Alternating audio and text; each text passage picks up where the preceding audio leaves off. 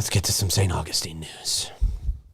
Hotel purchased. This is a big deal. Troy, you can offer us some insights on this. Hotel purchased in St. Augustine to house veterans in need. It was a groundbreaking real estate initiative, they're saying, and it's underway to repurpose a hotel into homes for veterans, making it the first of its kind here in St. Johns County. It was the Old Town Inn.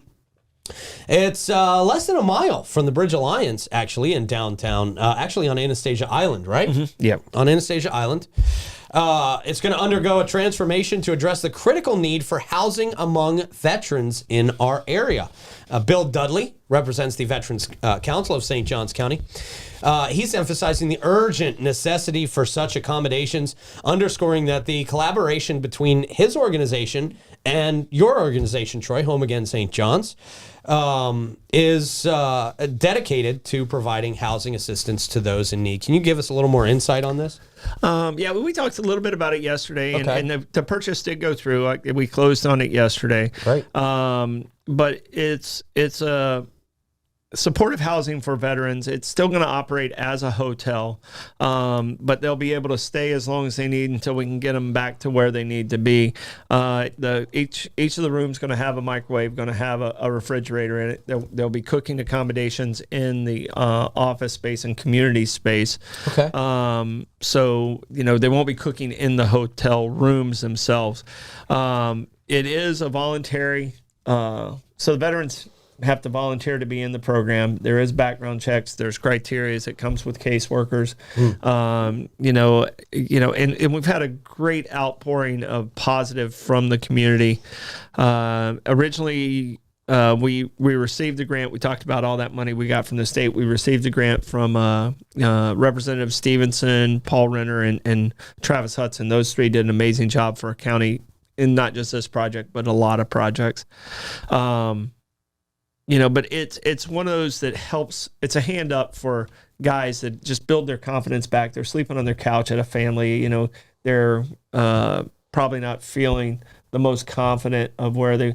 So we're trying to get them to a space where they're back in society and producing in society in a positive way. Some of the people that are questioning it's going to be background checks. Right now, their hotels don't have background checks. You don't know who's checking into those hotels. So it's going to be a safer situation than some of the people that are naysayers out there. And, we're real excited about it. Bill Dudley and Ellen Walden wrote this grant, and they just did an absolute amazing job.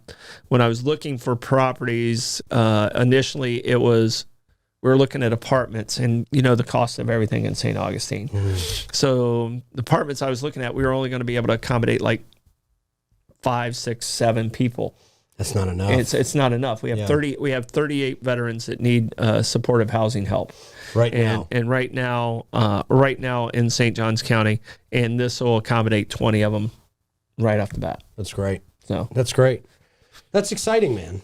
That's very, very exciting. So when is this set to be open for business? It's a short transition period. So not a whole lot of remodel that has to happen? No, it's move-in ready. When that was one of the beauties of it. It's move-in ready. We have to do some hardening of the building because it's in a lower area. So I have to do the door dams, and I have to make sure the flappers. Oh God, yeah. Are working, so nothing's coming through.